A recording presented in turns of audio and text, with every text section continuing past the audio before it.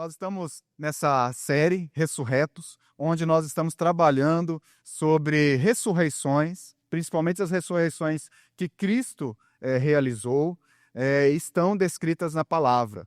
E hoje nós estamos falando sobre ressuscitando a vida. Ressuscitando a vida, e estamos encerrando essa série Ressurretos através da palavra de hoje. Para isso, eu gostaria que os irmãos ouvissem uma história aí que aconteceu lá no dia 3 de setembro de 1989. 3 de setembro de 1989, dia do jogo do Brasil. O Brasil estava jogando com o Chile no Maracanã. Quem lembra desse jogo aí? Brasil, Chile, Maracanã. Vou dar mais uma pista. Foi o jogo onde o goleiro chileno fingiu que o objeto tinha pegado nele. Quem lembra desse jogo? Que ele jogaram um objeto, não pegou nele, mas ele fingiu que pegou. Quem lembra desse jogo? Foi esse jogo, Brasil e Chile. E quem lembra do placar? Vamos ver se vocês é bom. Hein? Não lembra? 0-0. Deu empate. Ficou 0-0. Brasil e Chile, 3 de setembro de 1989. Só que nesse mesmo dia, uma aeronave da Varig, quem lembra da Varig? Né? Antigo, né? Hoje já não existe mais Varig, né? Mas uma aeronave da Varig, voo 254, decolou lá do Aeroporto Internacional de Guarulhos, com destino a Belém, no Pará. O voo, apelidado de Pinga-Pinga, estava no seu último trecho das 7 paradas. Imagina, 7 paradas de avião, parecendo um ônibus, né? Das 7 paradas, ele estava já na sua última, indo para a última. Ele estava no município de Marabá, no estado do Pará, e estava indo para Belém, capital do Pará. Ele estava fazendo esse último trecho. Só que aí, por causa das distrações, talvez por causa do jogo que estava acontecendo naquele exato momento, talvez ali os pilotos com radinho a pilha ouvindo o resultado, o desenrolar do jogo, e algumas distrações, alguns descuidos técnicos, mudou o destino daquele voo para sempre. E tudo, amados, por causa de uma vírgula. Uma vírgula. No plano do voo estava escrito assim, as coordenadas 0270. 0270. Algumas aeronaves mais modernas usavam ponto decimal. Então, aquele número era para ser interpretado como 027,0. Entenderam? 027,0. Só que aquela aeronave aqui, desse voo, era uma aeronave mais antiga. E ela não aceitava pontos decimais. Então, era para eles digitarem apenas os inteiros. Ou seja, era para eles digitarem 027. E o que eles digitaram? 270. Eles, por causa de uma vírgula aí, eles se embaralharam lá e acabou digitando 270. Isso fez com que, de vez de eles irem para o norte, aonde Belém ficava, eles acabaram indo para o oeste, em plena floresta amazônica. Quando eles se aperceberam que eles estavam no destino incorreto, que eles estavam na rota incorreta, eles tentaram, de alguma forma, encobrir o erro. Eles tentaram ver através de rádio locais, pegando no radinho dele lá, AM, FM. Vocês mais jovens aí talvez não saibam, mas o rádio, antigamente, ele dizia a hora a cada pouco. E ele falava assim, o nome da cidade e a hora a cada pouco. Então, eles ouvindo a hora e o nome da cidade, eles falam, olha, nós estamos perto da cidade e tal. E eles tentaram voltar, pegar o rumo de volta para Belém, usando essa sintonia de rádios locais e as paisagens. Aqui está passando um rio, vamos para cá. Porém, isso acabou prejudicando ainda mais. E quando eles se aperceberam, a situação estava grave demais. Estava grave demais. Eles já não tinham mais combustíveis para poder retornar.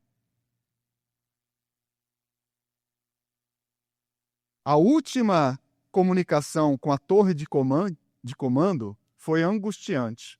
Só lá pelas tantas, quando eles perceberam que a situação estava fora de controle, é que eles entraram em contato com a torre de comando. Mas aí já estavam sem combustível. Eles disseram assim, a última comunicação foi assim, ó: estou com todas as luzes acesas. Só tenho 100 quilos de combustível. Estou a 8.500 pés. Vejo duas queimadas. Vejo duas queimadas. E vou tentar o pouso. Vou tentar o pouso. Complicado, hein? Já pensou você a bordo dessa aeronave? O que aconteceu? Quem se lembra aí? Da Varig, né? Esse é para os mais antigos, né? Da logo ali, né? Da Varig e tudo mais. Uma companhia antiga brasileira. O que aconteceu?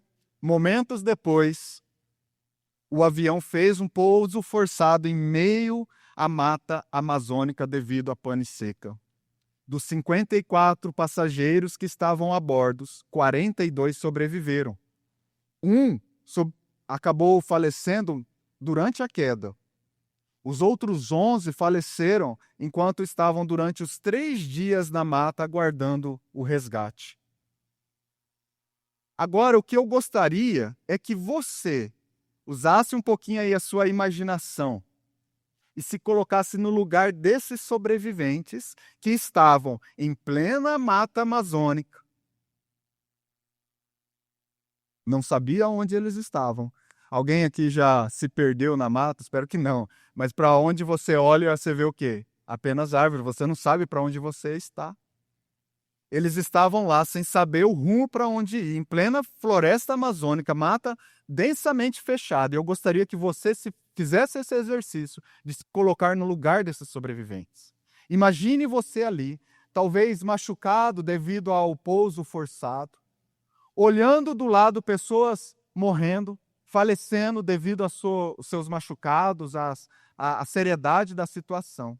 Imagina você nessa situação. Imagina o seu desespero. Imagina conforme o dia passava, entrava a noite, passava o dia, você com expectativa nenhuma, toda a comunicação cortada, você não sabia quando você iria ou não ser resgatado. Imagine você nessa situação. Se coloque um pouco no lugar desses sobreviventes. Agora, de repente, depois de 3 dias, você nessa situação, uma voz ecoa pela selva, a voz dos socorristas. Uma voz que diz assim: venham os feridos, venham os cansados, venham aqueles que perderam a esperança. Viemos salvar vocês. O resgate, o socorro chegou. Eu pergunto para você, diante de tal situação, ouvindo essa voz, isso soaria ou não para você como uma boa notícia? Aliás, imagino que seria a melhor notícia que talvez você recebeu durante a sua vida toda. Imagina você ali com a morte olhando para você. E você escuta uma voz de socorro, de resgate. O socorro chegou. Venham a mim, aqueles que estão cansados. Venham a mim, aqueles que estão machucados. O resgate chegou, o socorro chegou. Isso não soaria para você como uma boa notícia? Você não iria se alegrar ao receber, ao ouvir essa voz do resgate chegando? Para aqueles passageiros, aquele resgate, na verdade, foi uma espécie de uma ressurreição. Porque eles estavam ali, condenados a morrer naquela floresta, mas aquele resgate devolveu vida para eles. Eles nasceram de novo. Eles estavam numa situação onde aqueles que saíram, ao conversar com o familiar, ele vai dizer: olha,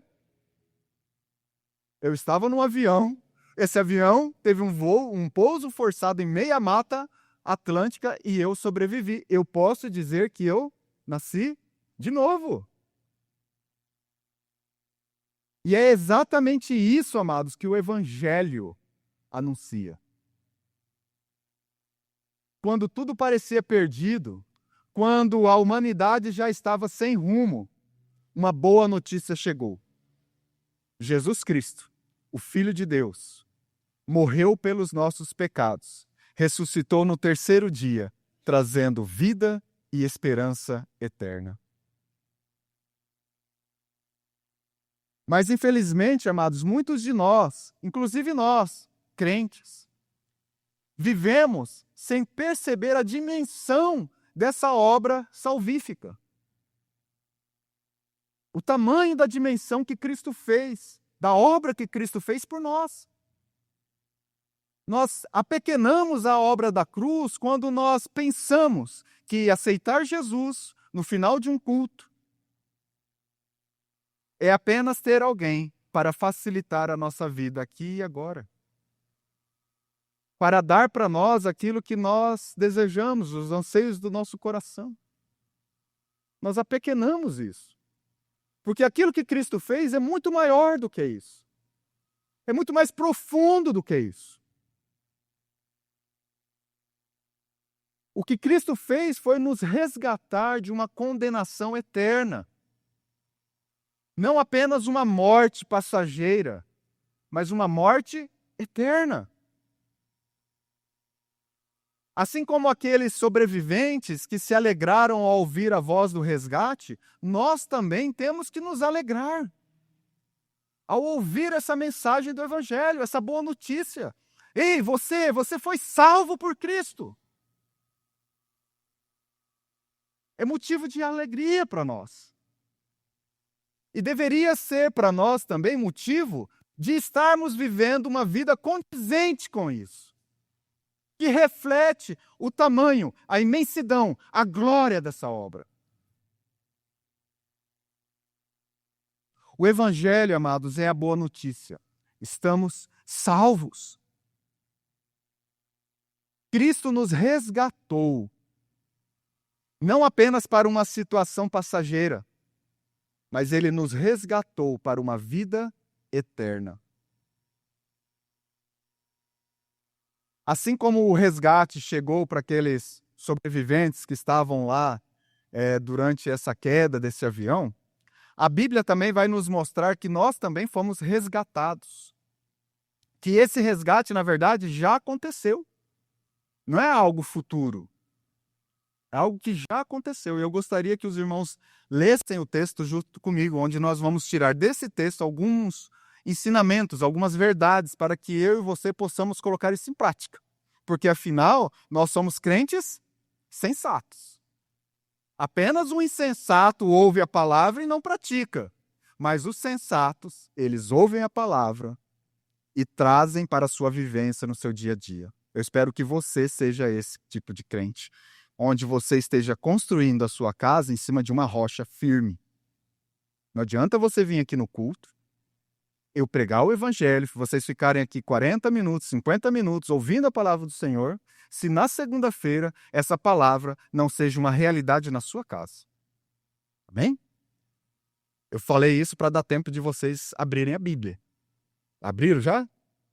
Não? Então vamos lá. 1 Coríntios 15, e eu vou ler do verso 20 ao 26. Enquanto vocês acham, eu vou tomar um pouquinho de água. 1 Coríntios 15, capítulo 15, eu vou ler primeiro do verso 20 ao 26.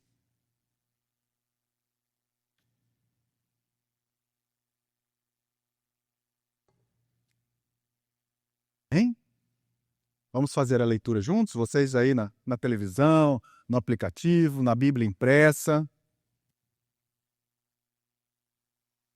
Mas, de fato, Cristo ressuscitou dentre os mortos, sendo Ele as primícias dentro daqueles que dormiram.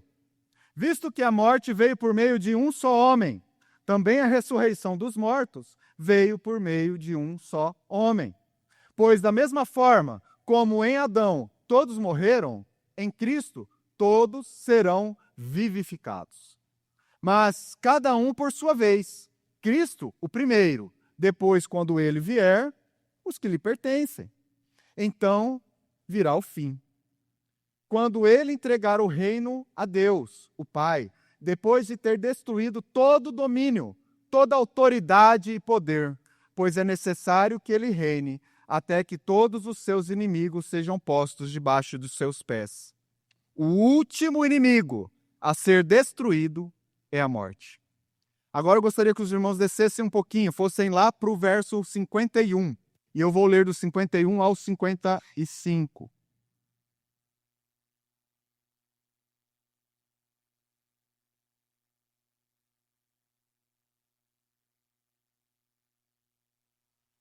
Eis que lhe digo um mistério. Nem todos dormiremos, mas todos seremos transformados. No momento, num abrir e fechar de olhos, ao som da última trombeta. Pois a trombeta soará. Os mortos ressuscitarão incorruptíveis e nós seremos transformados. Pois é necessário que aquilo que é corruptível se revista de incorruptibilidade, e aquilo que é mortal se revista de imortalidade. Quando, porém, o que é corruptível se revestir de incorruptibilidade, o que é mortal de imortalidade, então se cumprirá a palavra que está escrita: a morte foi destruída pela vitória. Onde está, ó morte, a sua vitória? Onde está, ó morte, o seu aguilhão? Amém? Amém. Antes, vamos dar uma passeada aí por esse texto. A cidade de Coríntio, amados, era uma metrópole. Era uma cidade grande, um Campo Novo do Parecis, brincadeira. Né? Era uma cidade grande daquela época. Não era uma cidade pequena, que não tinha influência. Era uma cidade grande, era uma metrópole muito próspera. Ela era culturalmente diversa e era uma cidade grega. E com isso tinha muitas divindades. Então havia muitas religiões naquele lugar. Muitos deuses eram adorados naquele lugar. A filosofia grega estava permeada em toda aquela cidade. Paulo vai e funda uma comunidade cristã no meio de Corinto. No meio dessa situação, desse caldeirão de filosofias e religiões diversas. Paulo vai lá, funda essa igreja, essa comunidade cristã, na casa de uma pessoa. Normal. Assim que a igreja sempre nasceu, na casa de uma pessoa. E ele funda essa igreja, começa a se reunir como igreja, e ele fica ali pastoreando essa igreja de Corinto durante 1 ano e meio. E então Paulo sai, ele tem que fazer a sua função apostólica. Ele sai e vai levar o evangelho para outro lugar. Ele formou aquela igreja, colocou alguém para cuidar dela, formou pastores, deixou lá cuidando e ele saiu. Foi formar outra igreja em outro lugar. Ele fica nesse lugar 1 ano e meio. Mas quando ele sai, amados, já começa a aparecer problema. O tal do ser humano é difícil. E era difícil naquela época também. Alguns começaram a negar a ressurreição como sendo uma doutrina cristã. Alguns estavam falando, não, nós não vamos passar pela ressurreição. Por que isso? Devido à cultura grega. As filosofias gregas. Talvez os irmãos já tenham até visto muitos desenhos e filmes que estão imbuídos com essa cultura grega, do céu, do inferno. Essa dualidade. É a cultura grega, amados. Onde as pessoas têm uma ideia que a eternidade vai se passar no céu. Onde nós iremos, durante toda a nossa eternidade, ficarmos pulando de nuvem em nuvem, com asinhas na costa, tocando harpa. Para mim, só faltam as asas. Gostou dessa. Está lá, tocando a harpa, já pensou? Você tocando a harpa, pulando de nuvem em nuvem. Esse vai ser o céu que as pessoas acham. E você vai passar a eternidade assim, um espírito, um ser etéreo. Né? Vocês já viram algum filmes e até desenhos animados que trazem essa ideia? Mas essa ideia é uma ideia grega. É uma ideia grega. A ideia de céu bíblico não é assim. Primeiro, você não vai passar a sua eternidade no céu. Para nós, cristãos, o céu é um lugar temporário. O céu é para onde nós iremos após a morte e lá estaremos aguardando até que Jesus volte e traga com ele a ressurreição. Onde nós iremos passar a eternidade? Aqui, com nossos corpos ressurretos, glorificados. E o nosso planeta, o nosso mundo, também ressurreto. Ele fará um mundo novo. Mas nós iremos estarmos aqui. É isso que é a ressurreição na Bíblia. Você vai lá para a Bíblia, você vai ver novos céus e nova terra. A Jerusalém que está lá no céu vai descer. Não é isso que nós vemos? E nós estaremos passando a eternidade aqui. Aqui na terra com Jesus Cristo. Amém? E Jesus Cristo reinando. Então nós teremos um rei que a reinar toda a terra com seu cetro de ferro, sentado num trono. Aí nós iremos enxergar o que é um governo com justiça. Mas não espere você que o governante que vai se colocar em 2026 vai trazer um reino de justiça. Porque isso só cabe a quem? A Cristo. Somente Cristo. E nós iremos ver esse governo com os nossos corpos glorificados. Você crê nisso? Então Paulo, ele se sente imbuído com a necessidade de levar para os coríntios uma correção daquilo que eles estavam distorcendo lá. Paulo tinha ficado 1 ano e meio, tinha ensinado eles certinho. Ele saiu, o povo começou a desviar. A ressurreição não vai acontecer. Paulo então escreve uma carta, graças a Deus por isso. Por quê? Porque hoje nós temos isso. Ainda bem que Paulo escreveu essa carta, porque hoje nós temos escritos por causa disso. E Paulo vai dizer lá no começo, que eu li para vocês, não, vocês estão doidos da cabeça. De fato, a ressurreição é corpórea, é real, vai acontecer. Cristo é a primícia, é o primeiro. Se Cristo é o primeiro, é porque tem outros. Haverá ressurreição. É isso que Paulo está falando aqui no capítulo 15. Ele está combatendo aquela má informação, aquela distorção dos ensinos que Paulo já tinha dado durante 1 ano e meio que ele ficou lá. Então Paulo vai argumentar sobre isso. Ele vai falar, olha, se Cristo não ressuscitou igual vocês estão achando, é vã a nossa fé, é uma fé vazia. É uma fé vazia. Inclusive tem muitos pastores, teólogos liberais que falam assim, não, Cristo vai ressuscitar, mas no seu coração. Não tem nada disso não, irmãos. Cristo ressuscitou em corpo. Tomé não foi lá e não tocou nele. É isso. E ele está em corpo hoje. Ele é a primícia. E quando ele voltar, nós também iremos receber esse mesmo corpo. É isso que Paulo está falando. Olha, se Cristo não ressuscitou, é vã a nossa fé e a pregação do evangelho não tem sentido algum. Olha a seriedade disso. A fé cristã, ela está sim baseada na ressurreição corpórea de Cristo. E se Cristo não ressuscitou, aquilo que nós estamos fazendo aqui hoje é totalmente inútil. É isso que Paulo está falando. Bom, e o que nós podemos aprender com isso? O primeiro ponto é que há uma realidade inevitável, a morte. A morte é uma realidade inevitável. Há uma necessidade de um resgate. Há uma necessidade de um resgate. Bom, amados, naquele voo, por causa de um simples erro de digitação, uma vírgula, fora do lugar, acabou desviando a rota. Ao invés de ir para o norte, eles acabaram indo para o oeste, em plena selva amazônica. Ao invés de irem para Belém, onde teriam vida, iria tudo acontecer normalmente, chegariam lá, iria descer do avião, iria fazer o que tinha para fazer, mas por causa de um erro, eles acabaram encontrando a morte. Ao invés de irem para Belém, vida, eles foram para o meio da mata, para o meio da selva, morte.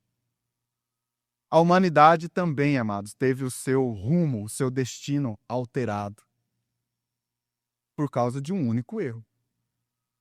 Paulo vai nos lembrar lá no verso 21 e 22. Visto que a morte veio por meio de um só homem, pois, da mesma forma como Adão, todos morreram.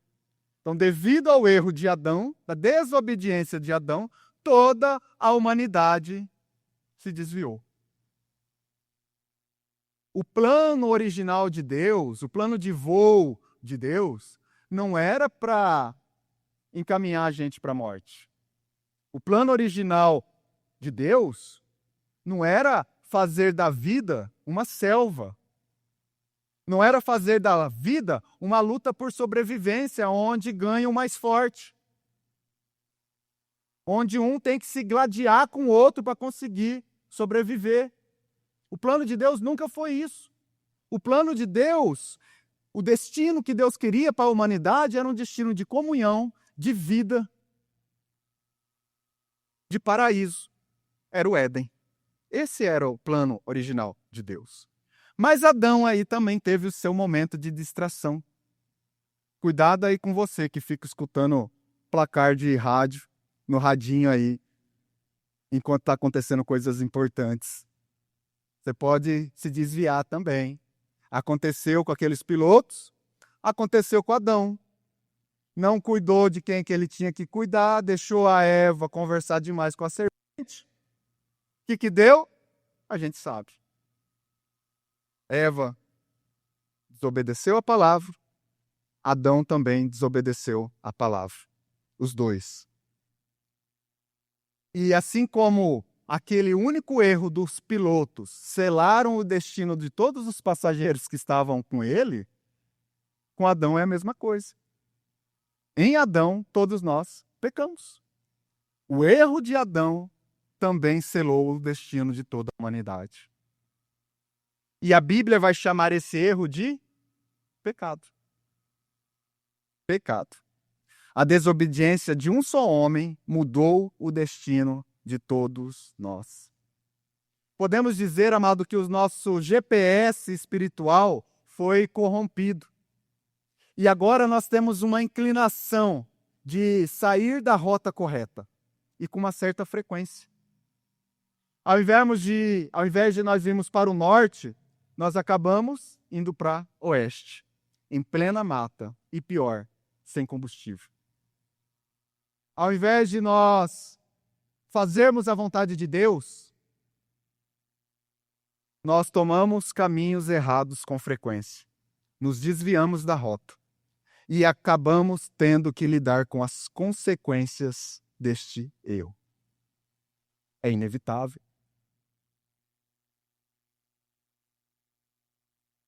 Nós não estamos apenas um pouco perdidos. Não. Nós estamos em rota de colisão direto com a morte. É esse nível de perdido que nós estamos. Estamos na selva feridos, estamos vendo a esperança se esvaziar e a morte está bem do nosso lado. E o que significa, de fato, estar perdido nesta selva chamada vida? Significa viver sem um destino claro. Significa sermos guiados apenas pelos nossos instintos humanos de sobrevivência, aonde muitas vezes prevalece a lei do mais forte. E não importa aquilo que eu tenho que fazer para conseguir aquilo que eu quero. Essa é a vida. Essa é a selva chamada vida. É sentir desorientação e não saber para onde ir. É carregar as feridas de uma queda com dores, com relacionamentos quebrados, com traumas que nos assombram, as culpas que nós carregamos e pesam diante dos nossos ombros. É sentir uma sede profunda por propósito, uma fome de esperança que nós tentamos saciar com as coisas terrenas, mas nunca nos preenchem de verdade. É ver a fragilidade da vida ao nosso redor. Dor, perda, sentir medo constante daquilo que nós não controlamos. A selva, amados, não é um ambiente amigável. E eu posso dizer também que a selva não é sequer um ambiente neutro. A selva é um ambiente hostil. Hostil. E pouco a pouco ela vai consumindo as nossas forças e a nossa alegria e a nossa esperança. Essa é a má notícia, a nossa condição humana. Nós não podemos nos salvar disso aqui sozinhos. Nós precisamos admitir, estamos perdidos. E precisamos que alguém venha e nos resgate. O segundo ponto que nós podemos tirar desse texto é que há uma boa notícia. Resgate chegou. Cristo é as primícias. Eu gostaria que os irmãos fossem novamente lá para aquele ambiente de selva. Se colocassem novamente no lugar daqueles sobreviventes. 3 dias se passaram. Fome, sede, medo, morte. A morte parecia ser a única certeza daquelas pessoas. Mas, de repente, um som rompe o silêncio da mata. Uma voz de resgate. A esperança renasce. Aquela voz diz assim: venham a mim, todos que estão cansados e sobrecarregados, e eu lhes darei descanso. Assim como afirma em Mateus 20, 28, como filho do homem que não veio para ser servido, mas para servir e dar a sua vida em resgate por muitos. Cristo nos resgatou, mas custou para Cristo a sua vida.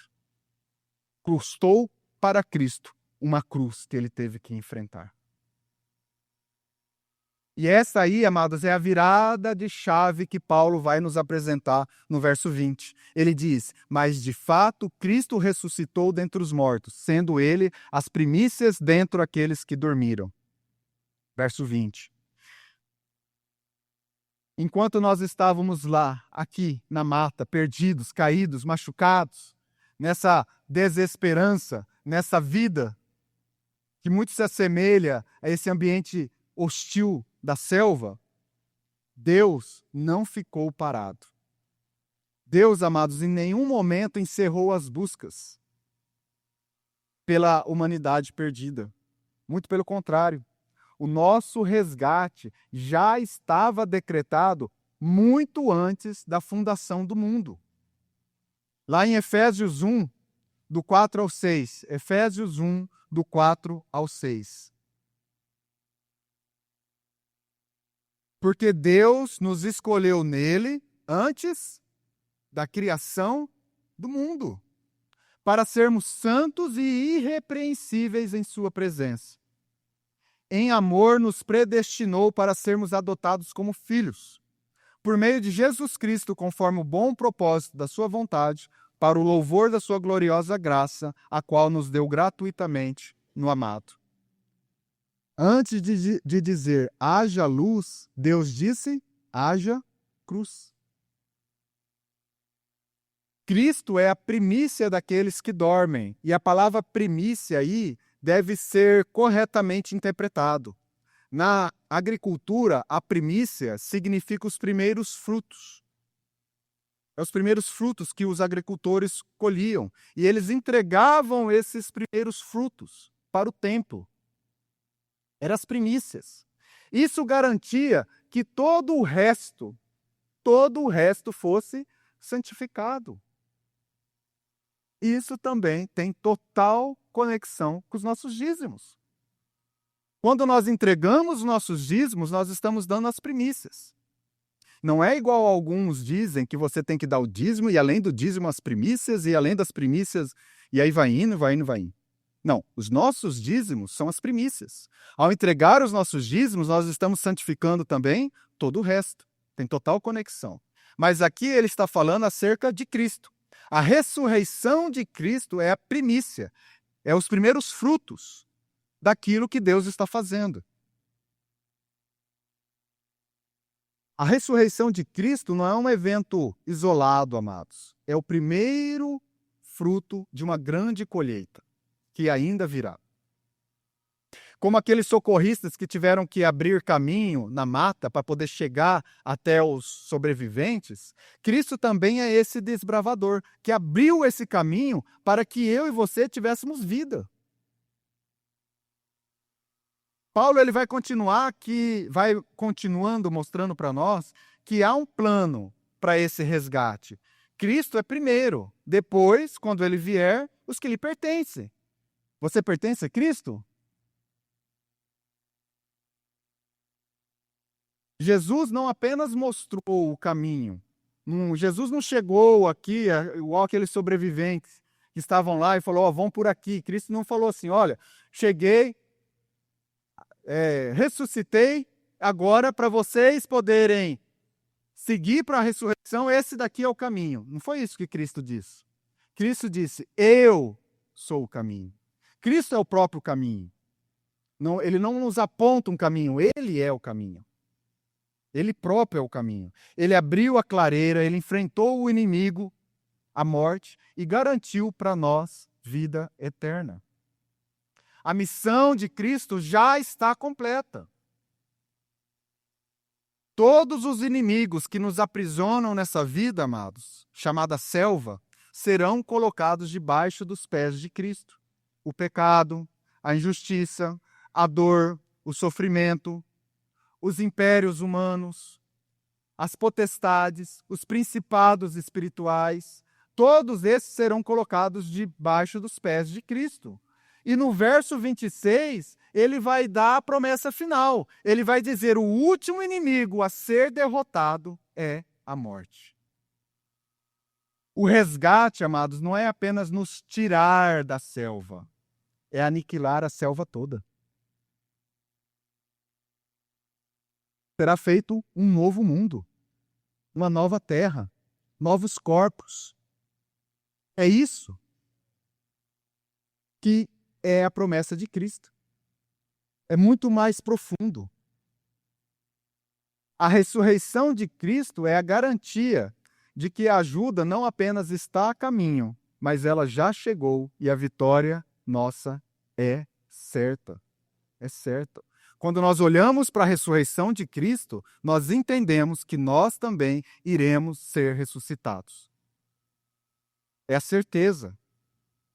Porque Cristo é a primícia. O terceiro e último ponto é a transformação completa, é a vitória final. Ser resgatado daquela selva para aqueles sobreviventes foi uma notícia maravilhosa.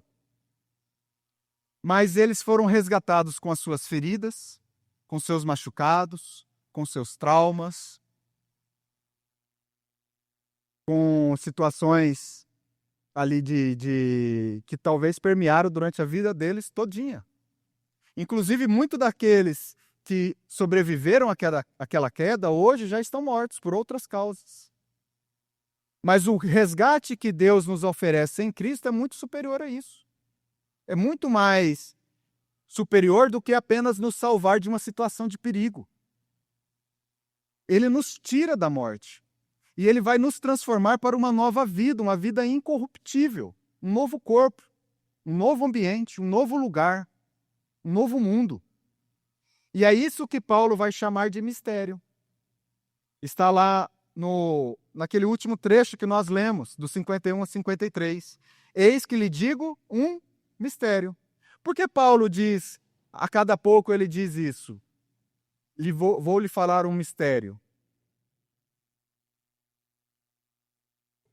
Porque é isso que Cristo tinha revelado especificamente para ele. Lembra que Paulo falou em alguns momentos que teve um homem que subiu no terceiro céu? Vocês lembram dessa passagem? Quem é esse homem? É ele mesmo, ele está se referindo à terceira pessoa, mas ele está falando de si mesmo. Ele está falando, eu subi ao terceiro céu. E lá no terceiro céu, ele teve um encontro com Cristo. E Cristo, conversou com ele e passou alguns mistérios que não tinha passado para ninguém até então. Então, até esse momento, ninguém sabia. E aí Paulo vai e revela: eis que te digo um mistério, ou seja, só eu sei. Porque a mim foi revelado quando eu estava lá no terceiro céu, agora eu vou revelar para todo mundo, agora é o momento. E ele vai dizer: nem todos dormiremos, mas todos seremos transformados. Todos seremos transformados. Então, o nosso destino final não é voltar para a vida como nós a conhecemos. Nós vamos voltar para a mesma selva que é hoje. Só que não vamos morrer, Deus o livre.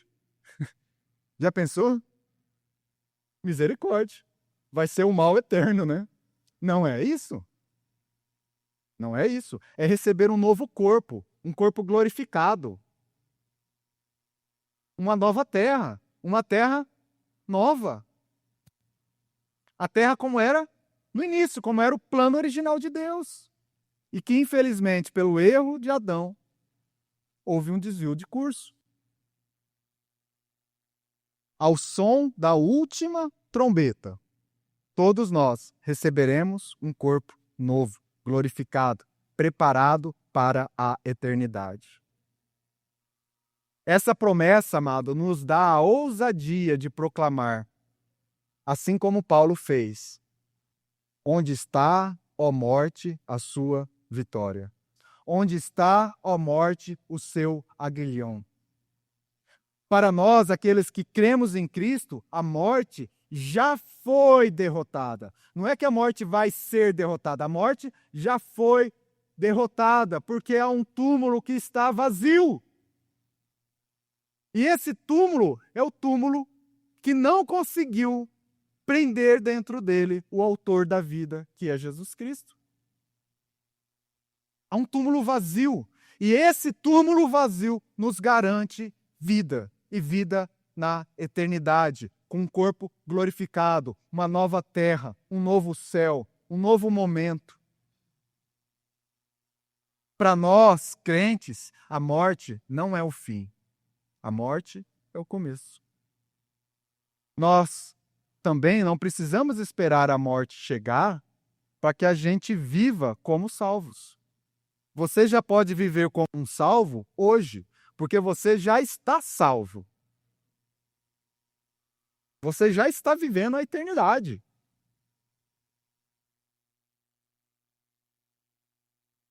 Nós somos, a própria Bíblia vai falar que nós somos co-cidadãos. Nós não pertencemos mais a esse mundo. Nós pertencemos a um mundo que há de vir. Nós somos peregrinos.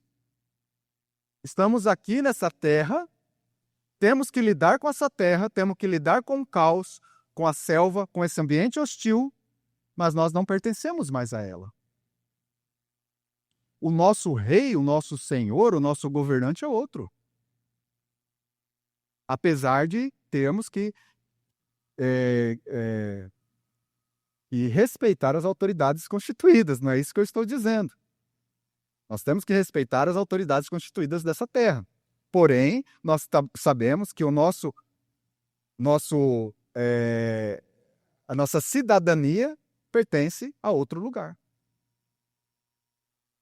E assim, amados, nós precisamos viver a nossa vida refletindo a dimensão gloriosa da obra de Jesus, que Jesus fez por nós na cruz. Nós não podemos viver de qualquer jeito.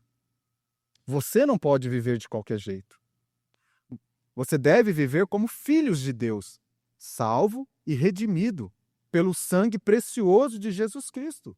Porque o teu resgate, você que estava lá, diante da morte, diante dessa situação de caos, de dor, você foi resgatado, mas teve um custo para isso.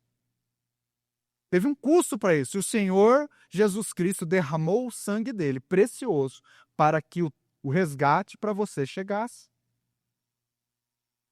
O aguilhão da morte, o pecado, foi removido na cruz. A vitória da morte, a sepultura, foi anulada naquele túmulo vazio. Concluindo, nós passamos aí por alguns sermões dessa série. Nós vimos que Jesus Cristo ressuscita a esperança, nós vimos que Jesus Cristo ressuscita a compaixão, nós vimos que Jesus Cristo ressuscita a fé, E hoje nós aprendemos, para aqueles que ouviram, que Jesus Cristo ressuscitou a própria vida, trazendo vitória sobre a morte. Aprendemos que a mensagem do Evangelho é uma boa notícia. Mas não é uma boa notícia qualquer. É você estar diante de uma situação de morte e chegar um resgate. Eu tentei passar isso mostrando para vocês a nossa história introdutória, para que vocês se colocassem diante dessa situação. Não é uma notícia qualquer. Ah, tá, sou salvo por Jesus. Ah, tá, vou aceitar Jesus porque a minha mulher, minha namorada pediu, porque o meu namorado pediu, porque a minha mãe falou. Você está apequenando o tamanho da obra de Jesus Cristo fez. Um sangue inocente foi derramado para que você fosse resgatado. Você tem noção disso? E você está vivendo de qualquer maneira. Você está lidando de qualquer maneira com as coisas. Você não está levando a sério a dimensão disso. A dimensão disso. O resgate chegou. Reconhecemos que nós estávamos sem rumos, perdidos, destinados à morte por causa do erro de um só homem, Adão. Mas nós celebramos o resgate, porque assim também, como nós fomos destinados à morte pelo erro de um só homem, nós também fomos salvos para a vida eterna pela obra de um só homem, chamado Jesus Cristo. Nós vivemos hoje na expectativa de uma vida eterna. A promessa da transformação final, quando a morte será vencida para sempre.